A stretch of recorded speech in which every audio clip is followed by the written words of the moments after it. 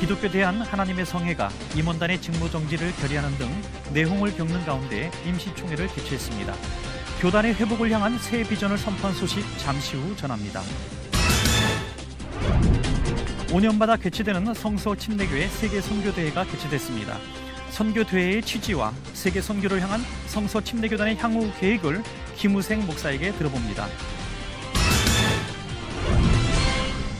제20대 총선이 한 달 앞으로 다가왔습니다. 오늘 이슈를 보는 창에서는 선거의 중요성과 선거에 임하는 성도들의 바른 자세에 대해 한국교회 언론의 유만석 목사에게 들어봅니다. 안녕하십니까? 문강원 목사입니다. 7살 원영이의 죽음으로 인해 우리 사회에 나타난 인간성 상실이 임계점에 도달했다는 우려가 커지고 있습니다. 사회의 보호는커녕 부모에게서 학대받는 아이들을 도울 사회적 시스템의 부재도 상당한 책임으로 떠오르고 있는데요. 어제 보건복지부가 발표한 자료에 따르면 최근 4년간 아동학대 사례는 77%나 증가했다고 합니다. 이제 더 이상은 안 된다는 각성의 목소리들이 높은 만큼 우리 사회가 더 이상은 방향을 잃지 않도록 각 분야에서의 책임감 있는 노력들이 요구됩니다. C채널 매거진 굿데이, 오늘은 3월 15일 화요일입니다.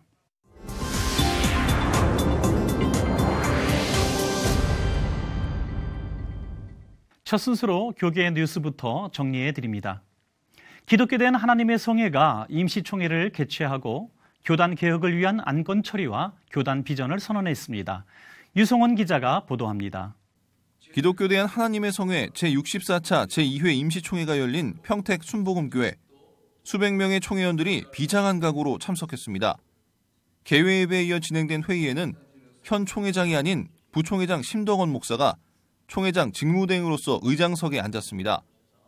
이날 임시총회에서는 기아성 총회의 개혁을 요구하는 60명의 총회원들을 직권남용으로 제명 출교한 현 총회장 서한식 목사와 회계 유영희 목사, 재무 김서호 목사를 불신임했습니다. 또한 카지노 도박과 공금횡령 혐의로 법원에 기소된 정책위원장 박성배 목사의 직무정지 안건을 만장일치로 통과시켰습니다. 기아성 총회는 불의와 불법, 거짓과 정치 권력 남용으로 총회가 부끄러운 모습이었다며 이번 임시총회를 통해 기아성의 회복과 비전을 선포한다고 밝혔습니다. 기아성 총회 오늘날 참사는 총회 헌법을 무시한 특정 정치 집단의 폐쇄적 운영 때문입니다. 이에 우리는 공의와 공정, 균형과 감시, 감독이 이루어지는 총회 헌법을 새롭게 제정해 법과 원칙에 따라 총회를 운영할 것입니다. 임시총회에서 선포된 비전에는 밀실행정이 아닌 투명과 공정을 바탕으로 한 열린 행정과 목회자의 윤리 강화 등을 다짐하는 내용이 포함됐습니다. 우리는 목회자의 윤리를 강화해서 이 시대의 양심, 마지막 보루로서의 역할을 감당하도록 목회자의 부도덕성을 철저히 규명해 나갈 것입니다. 한편 기아성 총회는 심덕원 부총회장을 총회장 직무대행으로 선임하고 회계와 재무 직무대행으로 송시웅 목사와 백용기 목사를 선임해 오는 5월 정기총회까지 직책을 수행하도록 결의했습니다. C채널 뉴스 유성훈입니다. 이어서 그 밖에 교계 소식 전해드리겠습니다. 대한성서공회가 미얀마 라시드 신약 해설 성경 5천여 권을 현지에 기증했습니다.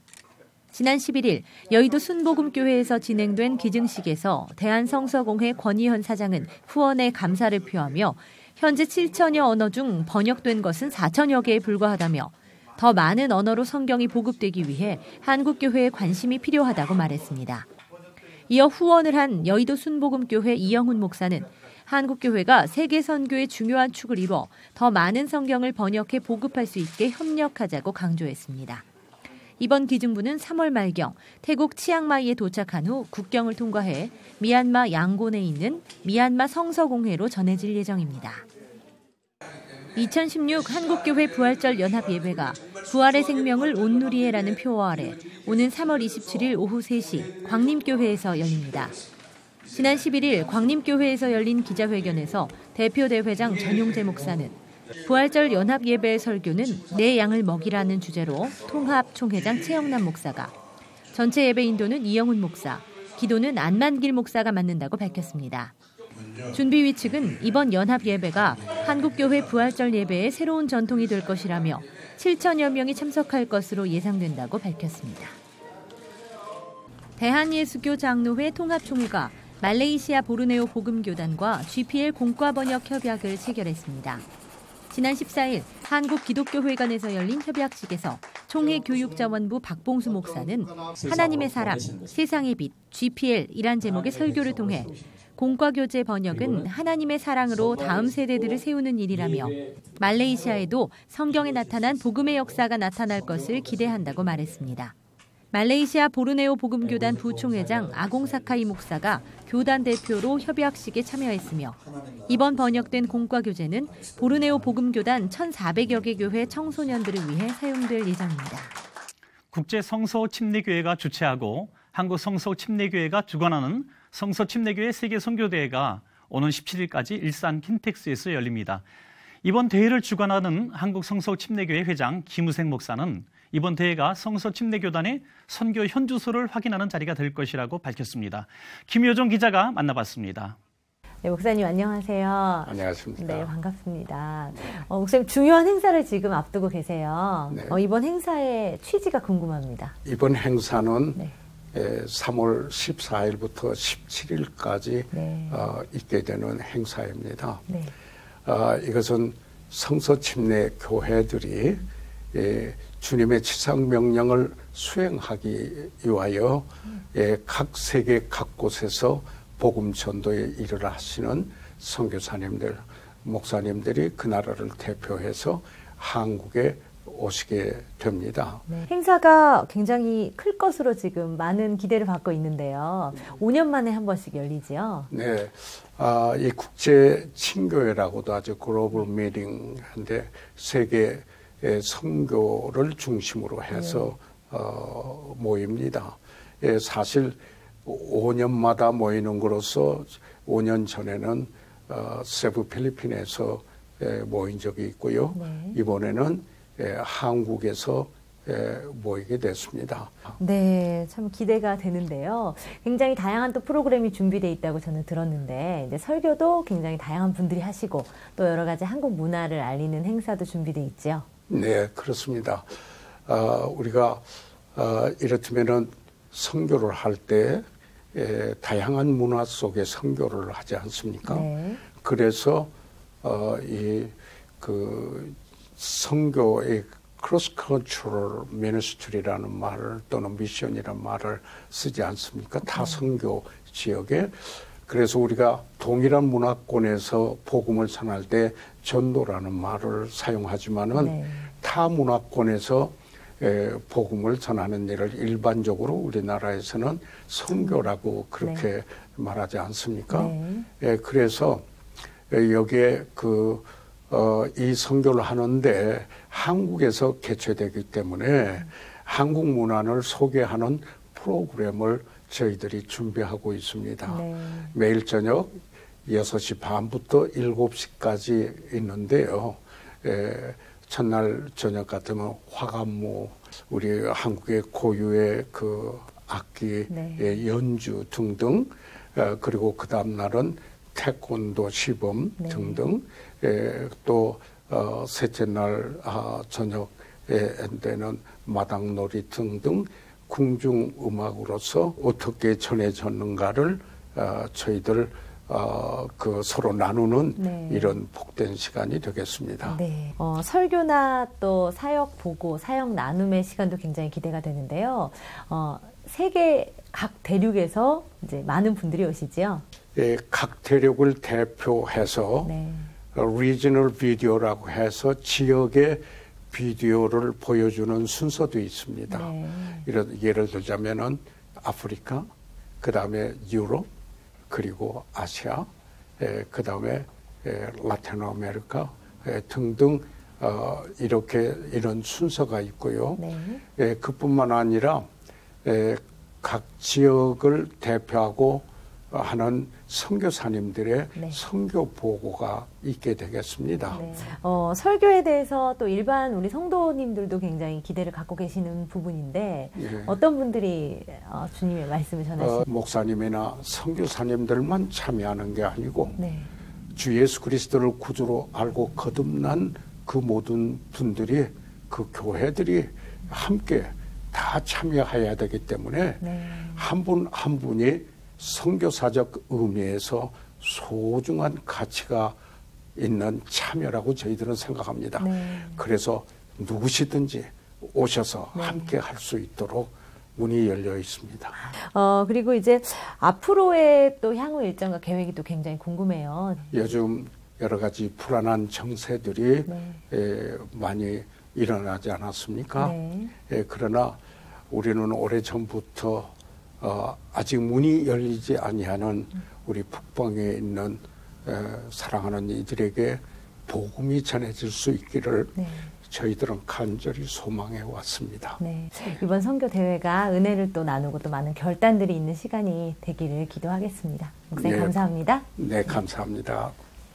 다음 소식입니다. 유럽으로 들어오는 난민들을 막기 위해 고심 중인 유럽연합은 그리스와 터키를 통해서 그 해법을 찾고 있습니다. 이번 주에 그리스는 그리스 섬으로 유입되는 난민들을 터키로 송환하는 유럽연합의 제안 방안을 수용하기로 합의했는데요. 이에 대해 우려의 목소리가 높아지고 있습니다. 현지 상황은 어떤지 그리스 연결해서 알아보도록 하겠습니다. 김수길 선교사님 전화 연결돼 있습니다. 선교사님 안녕하십니까? 네, 안녕하십니까. 김수길입니다. 네, 반갑습니다. 말씀드린 대로 유럽연합이 난민 문제의 해법을 그리스와 터키에서 찾고 있습니다. 이유는 터키와 먼저 난민 문제에 대한 논의를 했는데요. 그리스에서는 탐탁치 않아 하는 것 같기도 하고요. 현지에서 그리스 분위기는 어떤지 좀 전해주시죠. 네, 이번 회담이 사실 어떤 오스트리아가 시작한 그리스만을 제외한 회담으로 시작되었기 때문에 그리스로서는 매우 반발하고 있는 상황입니다. 앞서 말씀하신 대로 그리스로 유입되어지는 난민들 터키로 돌려보내고 터키에 있는 같은 수의 망명자들을 이위에 정착시키는 방법 등이 논의되고 있지만 이것은 그리스 국민의 반터키 정서로 인해서 아예 이곳에서는 아예 논의조차 되지 못하고 있는 실정입니다. 그리고 그리스는 특히나 터키 정부에 대해서 심한 불신감과 적대감을 가지고 있습니다. 그래서 EU가 터키 정부와 협상하는 것은 터키 정부보다도 먼저 그리스를 이해시켜야 하고 하는 그런 어려움 등이 있습니다. 그리고 EU에서는 난민들이 유럽으로 가기 위해 위험한 항해에 나선 것을 막고 합법적인 루트를 사용하도록 유인한다고 하지만 그러기 위해서는 먼저 터키와 그리스, 터키와 불가리아 등의 논의가 있어야 되는데 이건 역시 쉬운 문제가 아니라는 점입니다. 네네, 그렇군요. 난민기구 같은 국제기관에서는 이러한 일들이 국제법 위반이라고 하는 의견도 있는 것 같던데요. 어떻게 보십니까?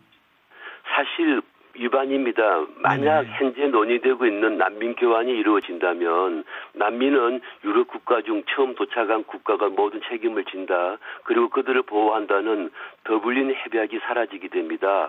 더블린 협약은 신겐 협약의 골격이 되는데 만약 이러한 더블린 협약이 무효화된다면 결국 유럽 통합 역시 문제가 되기에 이 같은 논의는 난민 문제가 EU의 기본 정신을 위배한다고 할 수가 있습니다. 그리고 난민과 난민을 맞교환한다는 아이디어는 위험할 정도로 비인간적일 뿐만 아니라 계속되고 있는 인도주의적인 위기에 대한 지속 가능한 장기적인 해법도 아니라는 것이 지배적입니다. 오늘의 난민 문제는 전쟁으로 인한 것입니다. 전쟁이 끝나고 평화가 없이는 어떠한 노력도 물거품이 될 수밖에 없습니다. 그리고 이들은 난민 이전의 인간으로서 생명의 존중과 그들의 인격을 보호받아야 할 우리와 동일한 사람들이기 때문입니다. 난민이 지속적으로 발생하고는 있지만 유럽은 난민 통제가 참 어렵게 되면서 이 문제의 해법을 좀처럼 찾기 어려운 그런 상황인 것 같습니다. 그럼에도 불구하고 최선의 해결책이 모색돼야 되겠는데요. 어떻게 보십니까? 가장 좋은 방법은 시리아와 이라크에서 내전이 하루빨리 종식되고 안정되는 겁니다. 그러면 난민으로 유럽에 왔던 많은 사람들 이 되돌아갈 것으로 보고 있습니다. 그리고 난민들이 더 이상 오지 아니하면은 난민 문제도 해결될 것입니다.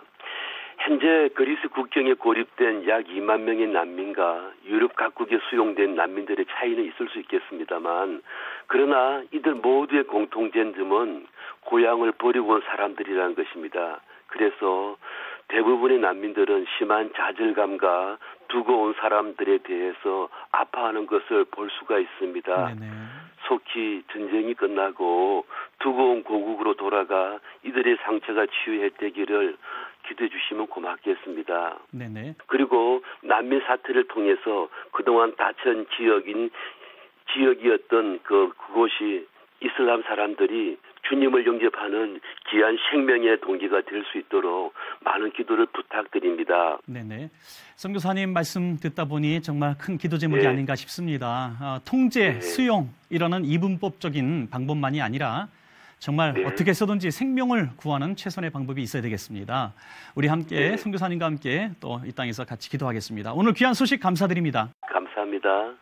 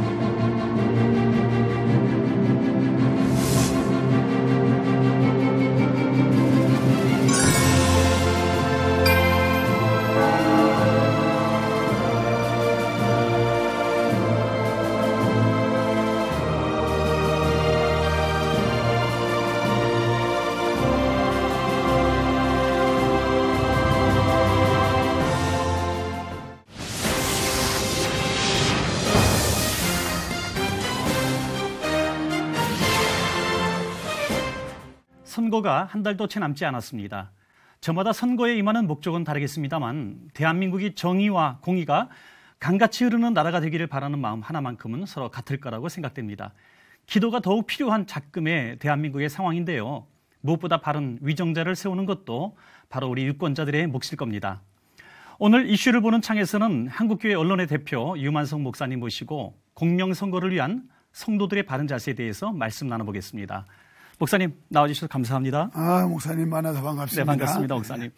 목사님, 투표자 수가 3,500만 명이 되는데 그 가운데 기독교인들이 650만 명이나 된답니다. 네. 그 650만 명 기독교인들이 이번에 선거에 참여해야 되는데 저 한 말씀 해주시죠. 적극적으로 선거에 참여해야 될 것이고요.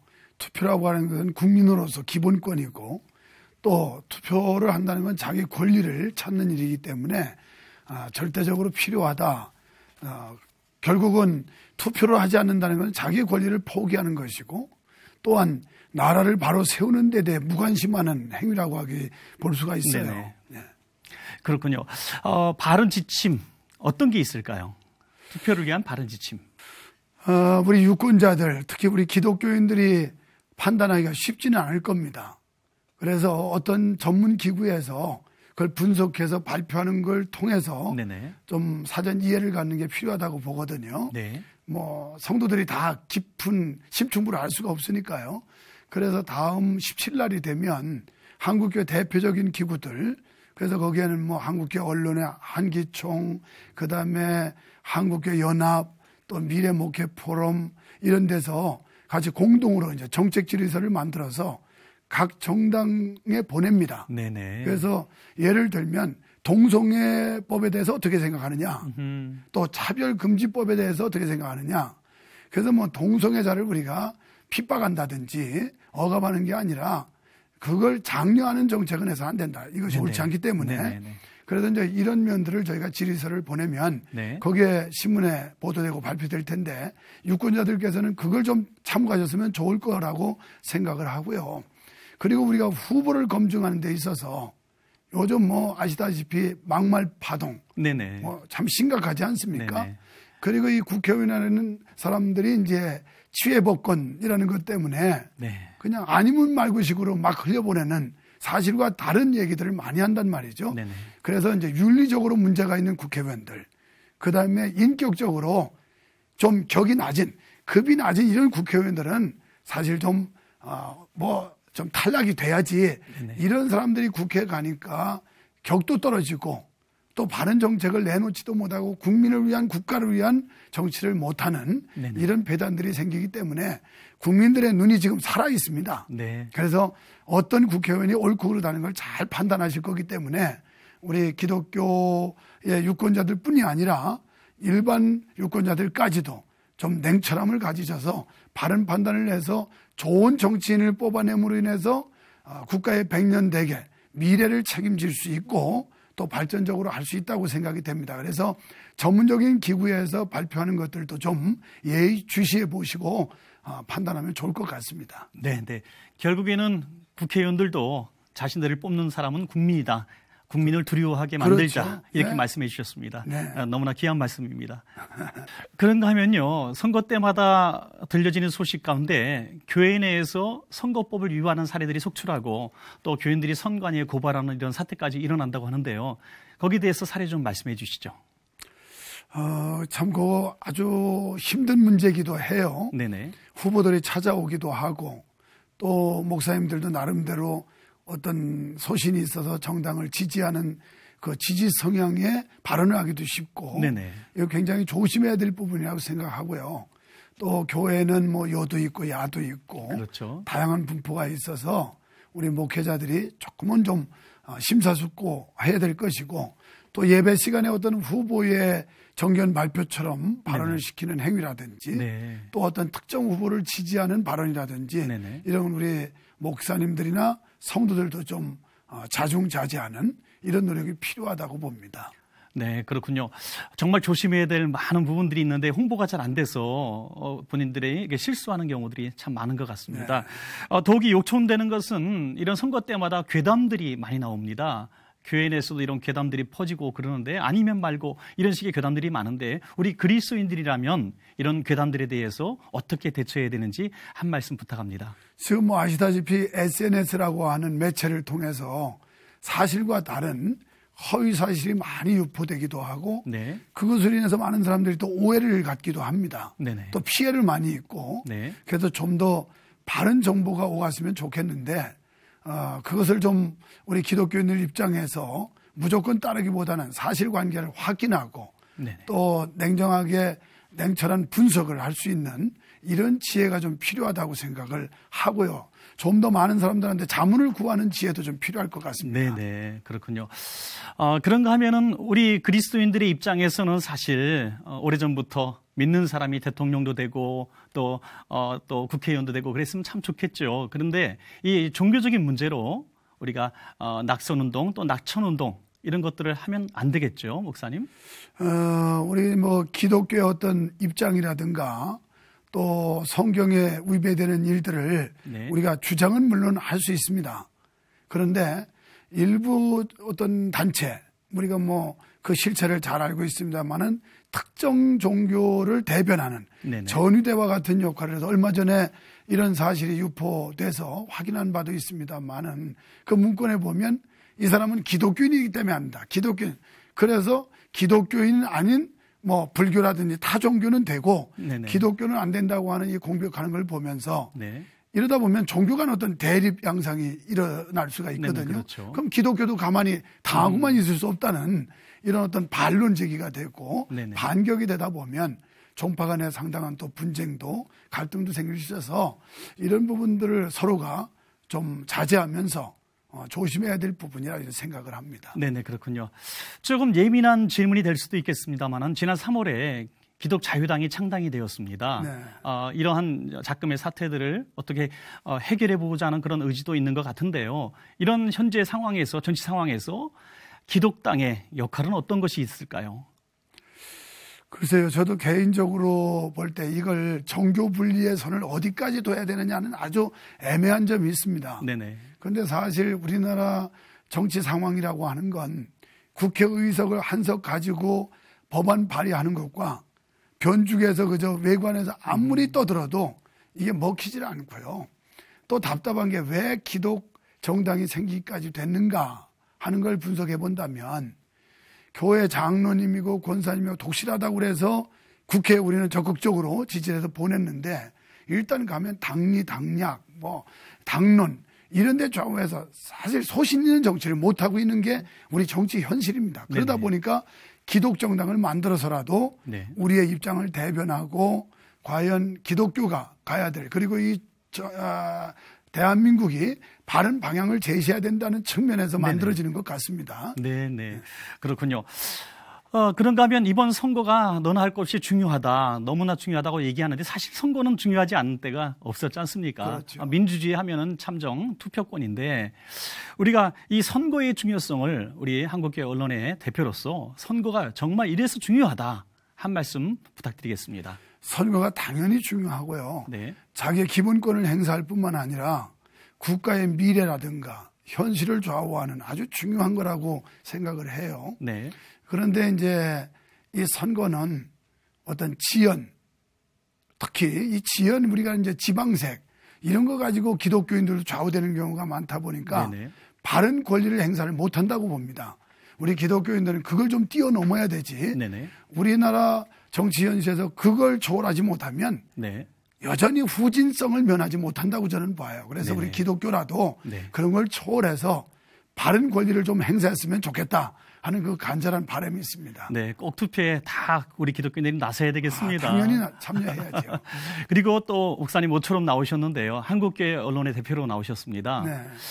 그리스도인들에게 한국교회 언론회가 하는 일들을 좀 소개 좀 해주시면 고맙겠습니다. 우리 한국교회 언론에는 중립적 입장에서 네. 그리고 어떤 정치에 휘말리지 않는 게 원칙으로 되어 있습니다. 네. 그래서 어느 한쪽으로 편중하면 그 공신력이 떨어지거든요. 그렇죠. 그래서 그걸 굉장히 저희가 철칙으로 알고 우리가 그 노선을 걷고 있고요. 언론에는 이제 대정부, 대사회, 그다음에 이 교회 등 총체적으로 어떤 그 방향성을 제시하고 네네. 또 잘못된 걸 지적도 하고 네. 그래서 냉정한 분석과 판단력을 가지고 방향 제시하는 기구 또 네네. 잘못된 것은 지적을 해서 시정을 요구하는 네네. 이건 뭐 대정부 관계도 마찬가지고 그렇군요. 기독교뿐이 아니라 대사회도 마찬가지입니다. 그래서 그동안 했던 일들이 뭐 적극적으로 그 동성애가 왜 잘못된 것인지 또는 차별금지법에 대해서 어떻게 하는 게 좋은 것인지 네네. 또 뭐 이런 거 이 차제에 성직자, 목회자 그러니까 그 종교인 납세 문제 네네. 저는 그 어폐가 있다고 봐요. 네네. 종교인 하면 너무 포괄적인데 네네. 기독교인, 불교인 다 납세하고 있거든요. 네네. 차라리 떳떳하게 성직자라고 하든지 목회자라고 이렇게 애매모호한 문구를 통해서 자꾸 기독교를 폄훼한다든지 네네. 목회자를 공격하는 행위에 대해서 방어하고 그래서 이제 원칙적으로 우리 언론에는 일단 하나님의 영광은 고수해야 되고 네네. 진리를 사수한다고 하는 원칙은 변함이 없습니다. 네. 사실 개교회들이 힘이 없기 때문에 대정부를 향해서 이렇게 말할 수는 없지 않습니까? 네. 억울한 일을 당해도 또 잘못된 그런 정보들을 흘려도 교회들이 고스란히 이렇게 당할 수밖에 없는데요. 네. 한국교회 언론회가 한국교회를 대변해서 이렇게 또 대정부 질문도 하고 정책 결정도 하는 것으로 알고 있는데 저희가 그런 많이 경우가 하죠. 있습니까? 많이 하죠. 네네. 정부에서도 정책에 문제가 있을 때는 네네. 공문으로 저희가 그렇군요. 보내고 또 거기서 답신이 옵니다. 네네. 그래서 이 일을 굉장히 많이 하고 또 저희가 가장 빠르게 네. 대처도 하고 정보도 빨리 아는 기구가 저희 한국교회 언론회고 그래서 지금은 한국교회 목사님들이나 여러 성도들한테 너무 칭찬을 많이 들어요. 그렇군요. 정말 귀한 일 한다고 아주 찬사를 참 많이 보내서 앞서 한 분들이 잘 해놓았는데 네네. 저는 마치 무임승차하고 칭찬만 받는 것 같아 좀 미안하기도 합니다. 네네. 오늘 이렇게 나와주셔서 공명선거에 대해서 또 그리스도인들의 선거 참여에 대해서 말씀해 주셨고 또 한국교회 언론의 사역에 대해서 말씀해 주셨습니다. 오늘 대단히 나와주셔서 감사합니다. 수고하셨습니다. 감사합니다. 감사합니다.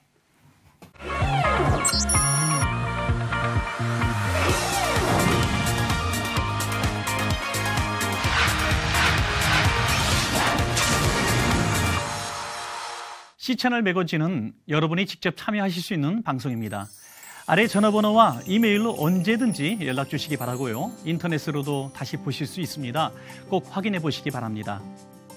인공지능과 인간과의 대결로 한바탕 소란했던 세상입니다. 향후 미래 사회에 대한 숙제를 안겨다 주었는데요. 기독교적인 세계관 안에서 우리는 이 과제를 어떻게 풀어가야 할지, 또 각 분야에서의 연구도 더욱 필요해졌습니다. 오늘 순서는 여기까지고요. 저는 다음 시간에 찾아뵙겠습니다. 시청해주신 여러분 고맙습니다.